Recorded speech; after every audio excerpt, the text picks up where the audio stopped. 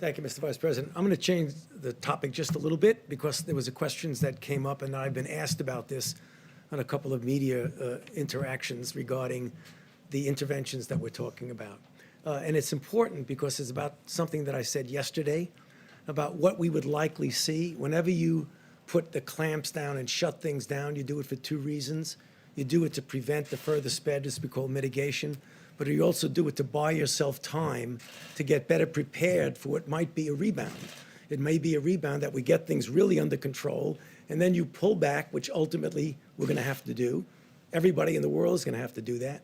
You're either going to get a rebound or it might cycle into the next season. So what are we going to do to prepare ourselves for that?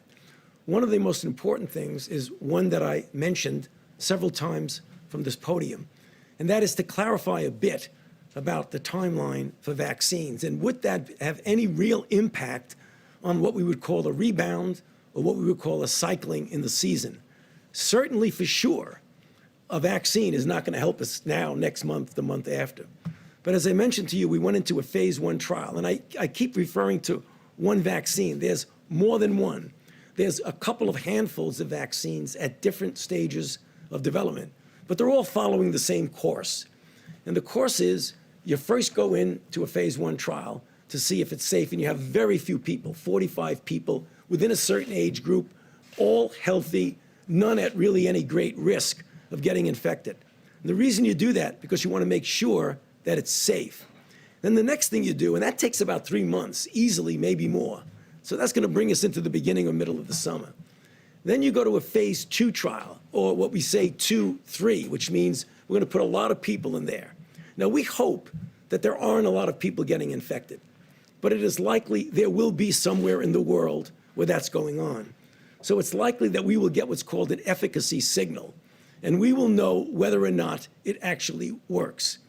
If, in fact, it does, we hope to rush it to be able to have some impact on recycling in the next season.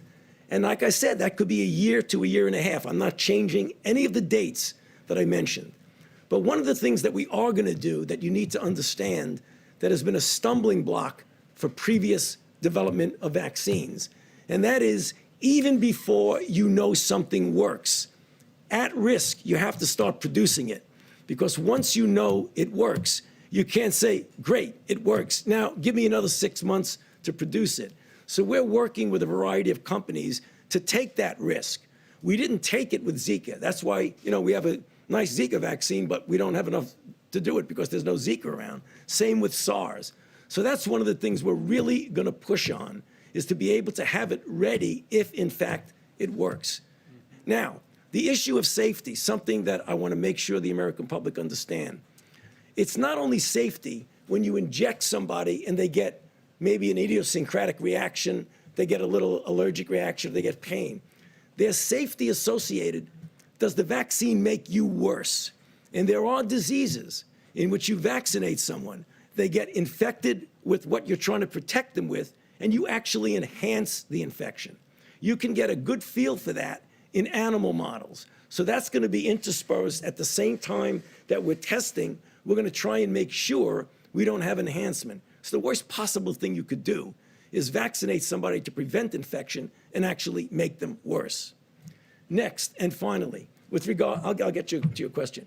Finally, with regard to therapies. I mean, we keep getting asked about therapies. There's a whole menu of therapies that are going into clinical trial.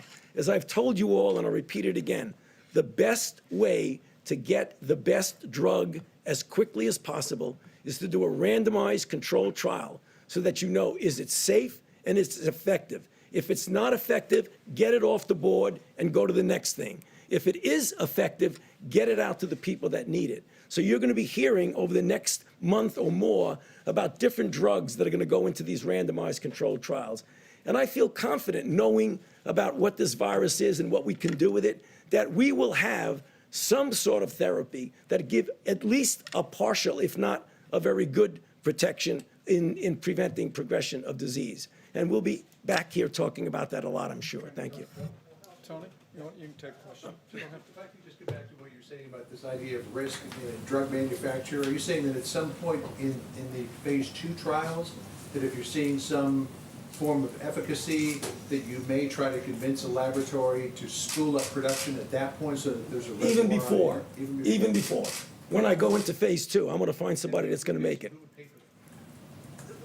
Well, partially the federal government, I think in some respects to de-risk it, but also investments by the companies. A lot of companies are not shy now about doing that.